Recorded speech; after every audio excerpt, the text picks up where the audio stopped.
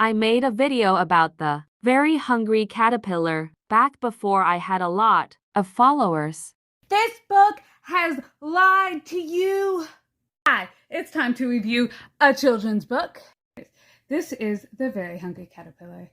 Everybody seems to love this classic children's book about a little egg that pops out a caterpillar. And the caterpillar is very hungry and he goes looking for food. My children love putting their fingers on all the little holes as we see what that caterpillar eats. Gets a stomach ache. Then he eats a nice green leaf and starts to feel better. We're getting to the bad part soon, okay? Here comes the lie. First of all, he's really fat. Okay, cool. He built a small house called a cocoon around himself. He stayed inside for more than 2 weeks. Then he nibbled a hole in the cocoon, pushed his way out, and he was a beautiful butterfly? Oh, no, you weren't. If he turned into a butterfly, then he did not make a cocoon. If he did make a cocoon, then that would have turned him into a moth.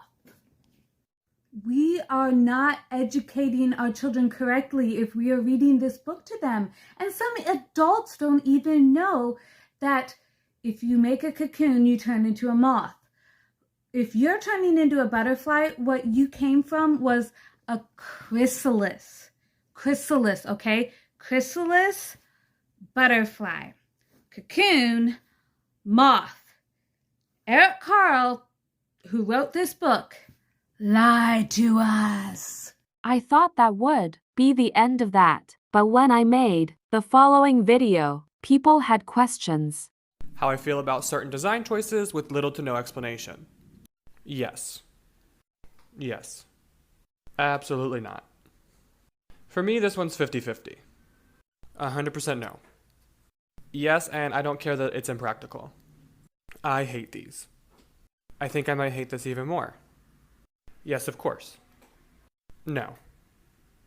Yes, I've grown really fond of this. Surprisingly, I actually like this.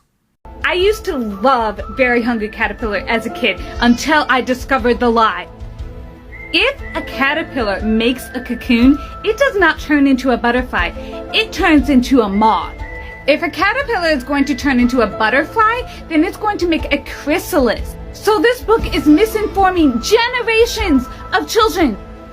End rant. Hi friend. So a chrysalis and a cocoon are actually not the same. You can pause to read the full thing if you would like. But essentially what they are saying is that cocoons are specific to moths. Moths spin silk around themselves and molt inside the silk casing. Chrysalises, on the other hand, are not silk. Butterflies molt into a chrysalis, which is a hard exoskeleton covering that protects the developing butterfly beneath. So even though it is a very similar idea, they look different and they have different results. And now I truly think I'm done ranting about the beloved children's book.